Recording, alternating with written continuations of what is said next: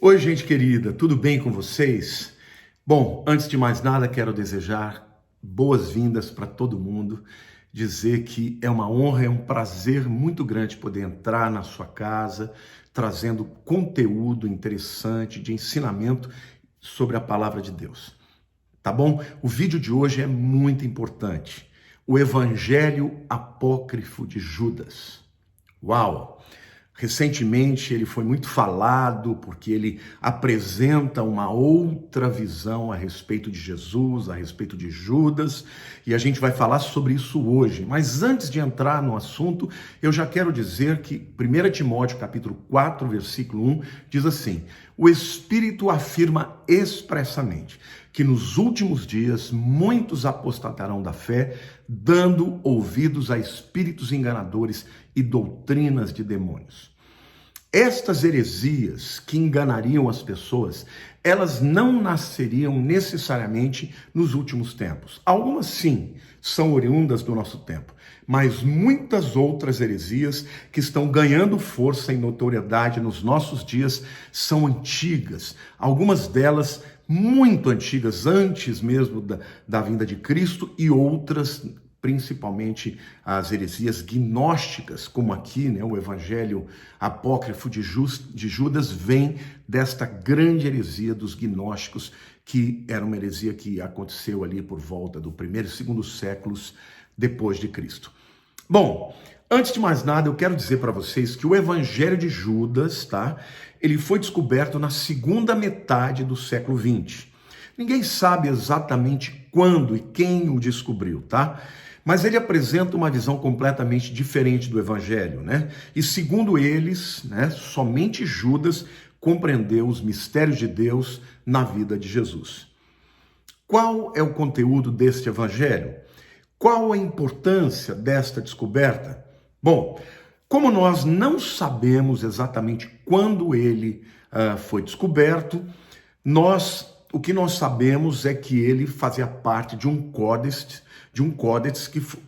que foi encontrado ali entre os anos 60 e o ano 70, um códex chamado de Chacos, que tinha originalmente umas 60 páginas escritas por fora e por dentro, mas como ele foi descoberto por pessoas que não eram profissionais da área, foram manuseados da maneira errada e pela sua idade antiga, foram desfacelados, sobraram somente 13 páginas desse livro, E essas 13 páginas ainda têm algumas corrupções, muitas corrupções, que dificultam entender exatamente aquilo que está no conteúdo do livro, Agora, qual é a datação desse livro? Ele foi descoberto na metade do século XX, mas de acordo com as análises laboratoriais de carbono 14, ele foi produzido entre os anos 210 até os anos 350 depois de Cristo. Bom, como é que funciona o método de datação de carbono? Todo ser vivo tem uma quantidade de carbono 14, na sua composição, no seu tecido vivo. Quando o indivíduo morre, ele começa a perder o carbono 14, porque o carbono 14 ele é característica de tecidos vivos. Então, o que eles fazem para medir a data? Eles sabem a velocidade de perda, Sabem qual é a quantidade normal de um indivíduo que está vivo. Eles pegam a quantidade que aquele fóssil tem, E aí então eles conseguem ter uma datação aproximada daquele manuscrito, daquele ser vivo, daquele fóssil. É assim que funciona a datação do carbono 14. Portanto, esse manuscrito que temos hoje, ele está lá entre os, vamos dizer assim, os anos 200 a 350 depois de Cristo, Mas alguns acreditam que, na verdade, esse manuscrito ele seja uma cópia de um manuscrito original, muito mais antigo.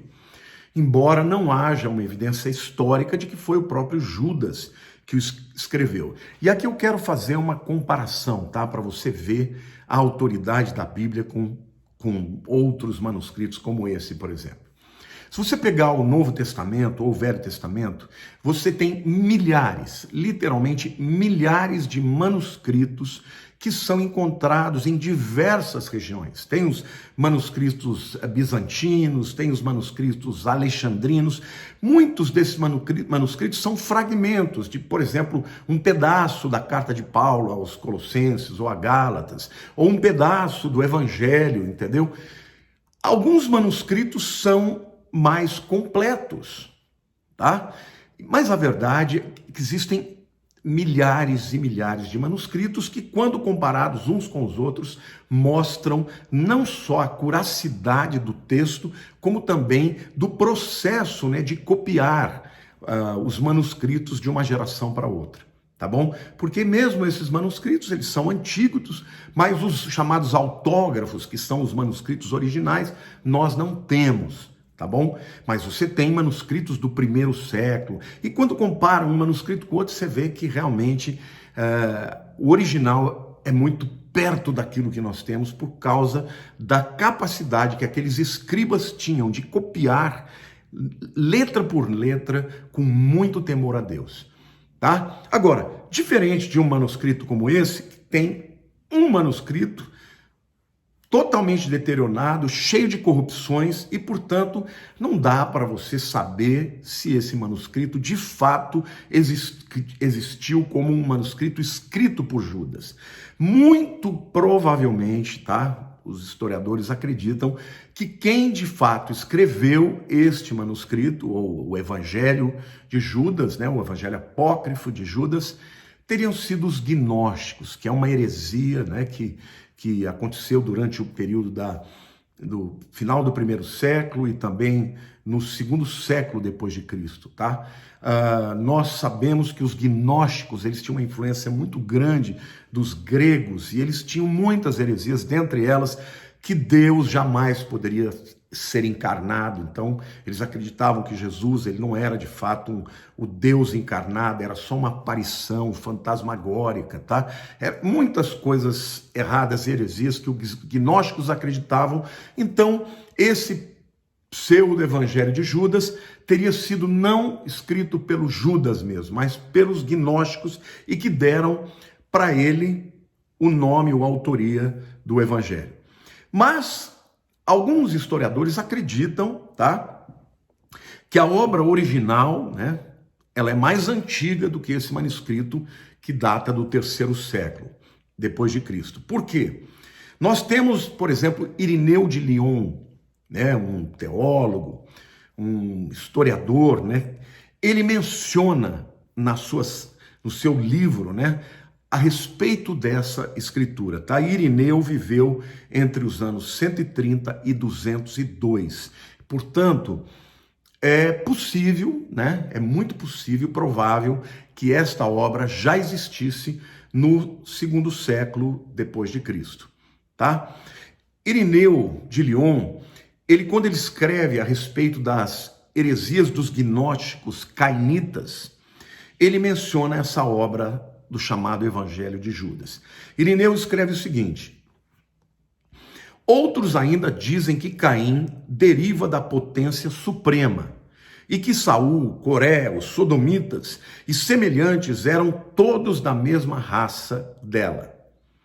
Motivo pelo qual, mesmo combatidos pelo Criador, nenhum deles sofreu algum dano, porque Sofia atraiu para si tudo que lhe era próprio. Dizem que Judas, o traidor, sabia exatamente todas essas coisas, e por ser o único dos discípulos que conhecia a verdade, cumpriu o mistério da traição, e que por meio dele foram destruídas todas as coisas celestes e terrestres, e apresentam a confirmação escrito produzido por eles, que intitulam Evangelho de Judas. Ou seja, isso está escrito no livro dele, Contra as Heresias, o livro 1, capítulo 31, versículo 1. Olha, Irineu está escrevendo contra as heresias, e aqui a gente já vê um pouco do que os gnósticos acreditavam. Olha, os gnósticos, segundo Irineu, diziam o seguinte: que Deus é poderoso, mas não é tão poderoso assim. Porque pessoas, por exemplo, como Caim, né, que matou Abel, como Esaú, né, como Coré, na traição de Coré, na rebelião de Coré, os sodomitas e todos os semelhantes faziam parte dessa raça de superpoderosos, que mesmo tendo combatido a Deus abertamente, não puderam ser exterminados. Ou seja, os gnósticos acreditavam neste confronto de forças antagônicas, tá bom?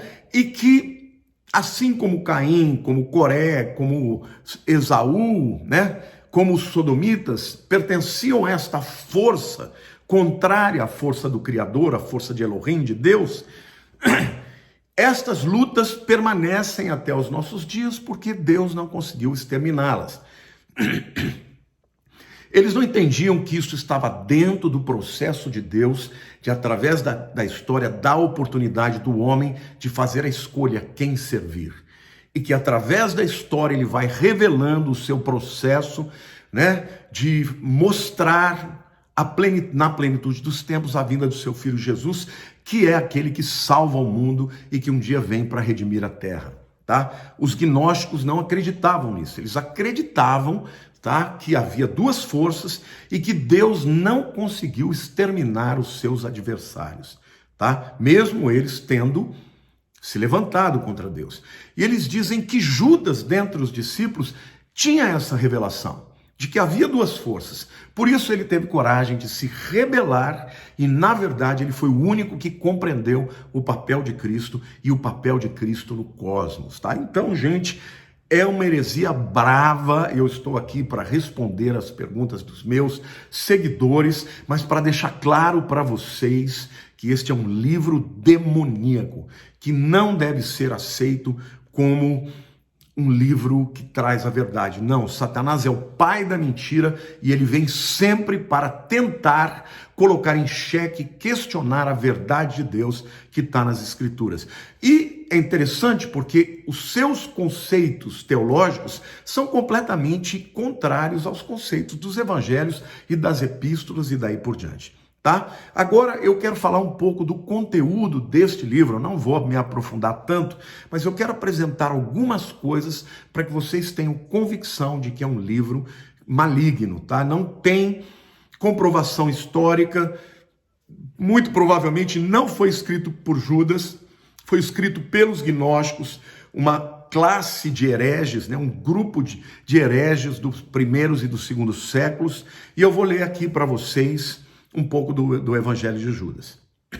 Abre aspas. As palavras secretas da revelação que Jesus fez a Judas Iscariotes durante uma semana, 3 dias antes de celebrar a festa da Páscoa, quando Jesus apareceu na terra. Bom, aqui ele está dizendo que estas revelações que Jesus teria feito a Judas aconteceram na última semana antes da Páscoa e mais propriamente nos últimos 3 dias antes da ceia, tá bom? E diz que Jesus ele realizou milagres e grandes maravilhas para a salvação da humanidade. Então, enquanto alguns andavam pelo caminho da retidão e outros pecavam, chamou os 12 discípulos. Começou a falar com eles sobre os mistérios além do mundo e do que aconteceria no fim. Muitas vezes apareceu aos seus discípulos, não como ele mesmo, mas na forma de uma criança. Evangelho de Judas, fecha aspas. Bom, gente, primeiro que a Bíblia não fala que Jesus revelou para os seus discípulos, ou tampouco a Judas, nesse período final, revelações específicas. Jesus, ao longo dos 3 anos que ele passou com os discípulos, ele foi revelando tudo que ele queria passar para eles ao longo dos 3 anos, e não somente naquela última semana, tá? Na última semana ele também revelou coisas muito específicas sobre a sua morte, ressurreição e segunda vinda, porém não tem nenhuma descrição que ele teria falado especificamente para Judas. Segundo, tá? Segundo a tradição gnóstica, Jesus podia, enquanto estava na terra, ir para o reino eterno, deixar o seu corpo físico e se apresentar de formas diferentes, tá? Eu comecei dizendo, tá, que alguns gnósticos não acreditavam que Jesus vinha em carne. Outros acreditavam que ele vinha em carne, mas que tinha poderes, por exemplo, para abandonar o seu corpo e ir para a atmosfera astral, ir lá e voltar depois e se revelar do jeito que ele queria. Aqui ele diz que ele se revelava às vezes como uma criança. Isso é totalmente contrário à verdade bíblica. Porque Jesus, quando veio à Terra, quando ele se encarnou, Filipenses capítulo 2 diz que ele se esvaziou. Ele se esvaziou dos seus atributos divinos, né? É interessante, gente, que Jesus não fez nenhum milagre antes de receber o Espírito Santo no dia do batismo, quando ele tinha 30 anos já. Então, Jesus, enquanto estava na terra, ele estava ali, circunscrito ao seu corpo. Ele não podia voar, né? Ele fez alguns milagres, como andar sobre as águas, fez. Mas ele não apareceu, desapareceu. Ele caminhava mesmo. Quando ele ia para o deserto, ele caminhava. Quando ele vinha da Galileia para Jerusalém, ele vinha caminhando. Não tem essa dele sair do corpo, né, e aparecer, sobretudo, como outras formas, né, como eles acreditavam. Então, isso é uma heresia gravíssima, contrária à palavra de Deus, tá? Agora, após a ressurreição, quando ele recebeu o corpo glorificado, aí o seu corpo já não estava mais, né, já não respondia necessariamente às, vamos dizer assim, às leis da gravidade ou às leis físicas. Tá? Aí ele podia fazer o que ele queria, ele podia atravessar uma porta, ele podia sair de um lugar, aparecer no outro. Isso era possível por si mesmo. Quando ele andou sobre as águas, alguém vai dizer, mas ele andou sobre as águas. Todos os milagres que ele fez pelo poder do Espírito Santo, tá bom? Outra coisa que eu quero falar para vocês aqui, de outros elementos gnósticos desse livro, que são terríveis, são heresias terríveis. Eu vou ler para vocês um trecho também do livro e aqui explicar para vocês aonde estão os enganos. Certa vez, ele estava com seus discípulos na Judéia, e os encontrou reunidos juntos, sentados em piedosa observância. Jesus, tá? Quando se aproximou de seus discípulos, eles estavam oferecendo uma oração de agradecimento sobre o pão e ele riu.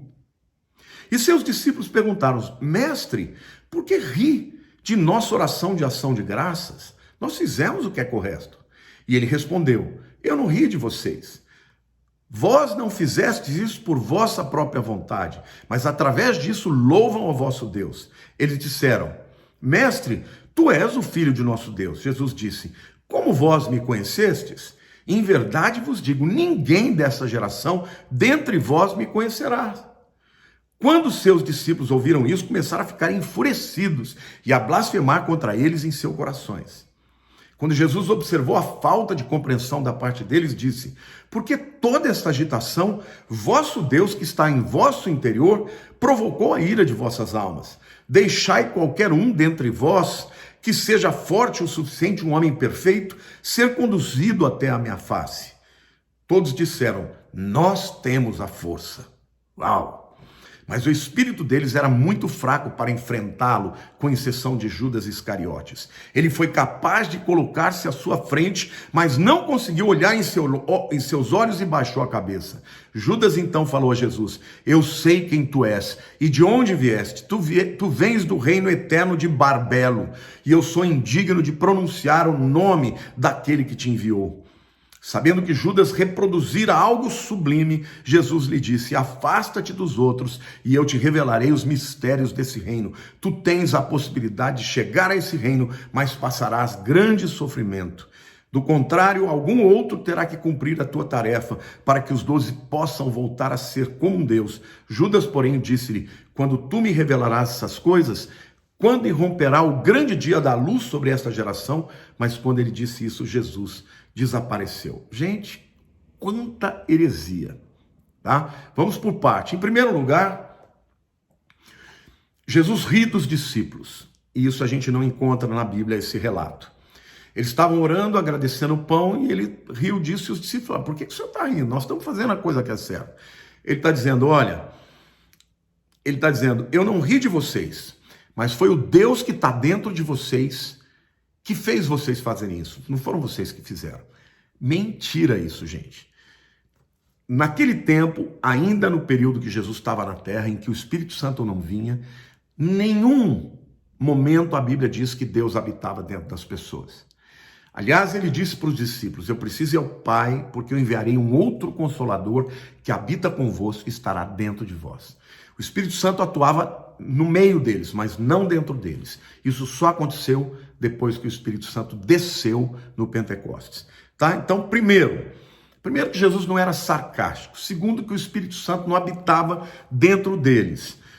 E aí, quando eles começam a se indignar contra eles, né, a blasfemar contra eles, Jesus diz assim: por que toda essa agitação? Vosso Deus que está em vosso interior provocou a ira das vossas almas. Pera lá, gente. O Espírito de Deus, ele nos leva à santidade, não a gente ficar com raiva e assim mesmo, raiva de Jesus. Gente, isso é satânico, isso é terrível. E aí ele diz mais: alguém para estar na minha presença, ele diz, olha, nessa geração ninguém vai me conhecer. Ninguém vai me conhecer. E para estar diante da minha face tem que ser forte, tem que ser um homem perfeito. Veja, gente, aí todos disseram, nós temos a força. Gente, Jesus diz, conhecereis a verdade e a verdade vos libertará. Jesus veio para se revelar. Jesus disse para Filipe, quem vê a mim vê ao Pai. Ele foi se revelando todo o tempo aos seus discípulos, até o ponto que eles o reconheceram. 1 Pedro dizendo, tu és o Filho de Deus, tu és o Messias, o Filho do Deus vivo. Então, como assim nessa geração ninguém vai me conhecer? Isso é um absurdo, entendeu? Agora, de todos eles, só Judas teve o discernimento e a revelação, não foi Pedro, foi Judas, tá bom? E teve a revelação de que ele podia enfrentar Jesus. Queridos, Jesus não deve ser enfrentado, Jesus deve ser adorado, obedecido. Isso é claro que é um viés satânico, é Satanás que estava ali alimentando aqueles gnósticos para se levantarem contra o Filho de Deus, o Salvador. Entendeu? E aí, o texto diz que quando Judas reconheceu que era verdade, e ele diz que Jesus vinha, né, de um outro reino, um reino eterno, né? Jesus então, olha aqui, ó, Judas então falou para Jesus, eu sei quem tu és, de onde vieste, tu vens do reino eterno de Barbelo, e eu sou indigno de pronunciar o nome daquele que te enviou. Baboseira, baboseira. E Jesus disse, afasta-te dos outros, eu te revelarei os mistérios desse reino. Olha, deixa eu dizer uma coisa, tá? Eu não estou aqui querendo ser desrespeitoso, não. Tudo isso que eu estou dizendo é que isso não tem a ver com o Evangelho, não tem a ver com a Bíblia. Se alguém quer acreditar nisso, tudo bem. Hoje a gente tem até que fazer essa ressalva, né? Porque senão vamos dizer que nós estamos tendo preconceito religioso. Não. Cada um crê no que quer, mas eu estou aqui para dizer para vocês que isso não tem coerência teológica com a Bíblia, tá? Então, se uma pessoa quer acreditar nisso, acredite. Mas não é o que a Bíblia diz e não tem nem respaldo histórico. Como eu disse para vocês, os manuscritos bíblicos são milhares. Esse aqui tem um manuscrito que foi encontrado, que possivelmente tinha umas 60 páginas, e sobraram 13 páginas, ou seja, qual a comprovação que isso daí de fato tenha saído de Judas, né? E aí, ele diz o que é pior, né? Jesus teria dito, né? Que ele tinha que se afastar, porque ele tinha que morrer, ele tinha que ser visto como traidor, para que os outros discípulos pudessem ser reunidos e ser feitos um com o Deus verdadeiro. Ou seja, nessa hora, Judas deixa de ser o traidor e passa a ser o mártir, né? E Jesus deixa de ser o salvador e a vítima que foi traída e passa a ser o causador. Ou seja, Judas está cumprindo uma função, né, de trair a Jesus para que os outros fossem reunidos com Deus e se fizessem um com ele, né? Então, gente, e quando Judas pergunta quando a revelação para todos aconteceria, e Jesus desaparece e não responde. Eu quero terminar esta palavra dizendo, a Bíblia diz que nos últimos dias, muitos apostatarão da fé, dando ouvidos a espíritos enganadores e doutrinas de demônios. Meus queridos, A Bíblia é a palavra de Deus. A Bíblia não deve ser questionada, a Bíblia não pode ser racionalizada, a Bíblia não pode ser compartimentalizada, você não pode escolher uma parte que você crê e outra parte que você não crê. A Bíblia é a palavra de Deus. Ela foi inspirada por Deus, foi soprada por Deus aos autores das Escrituras, os verdadeiros autores. E tudo que está na Bíblia é coerente, a Bíblia não se contradiz. E a Bíblia, a palavra de Deus, é a salvação, é o caminho da salvação e ela aponta para o Filho de Deus, para Jesus como nosso Salvador. Então, cuidado com todos aqueles que se levantam nesses dias para denegrir a Bíblia, para criticar a Bíblia, para colocar em xeque a veracidade e a inspiração das Escrituras. Eu espero que esta mensagem tenha sido de bom proveito para você e que você, por conta dela, possa ficar mais firme em Deus e ler mais a Bíblia, ouvir mais a palavra de Deus e estar atento para as muitas heresias que estão recrudescendo, que estão aparecendo de novo nos dias de hoje, para que você possa rejeitá-las e pregar somente a palavra de Deus. Jesus disse: passarão os céus e a terra, mas as minhas palavras não passarão. Deus te abençoe, amo vocês, um beijo grande no seu coração.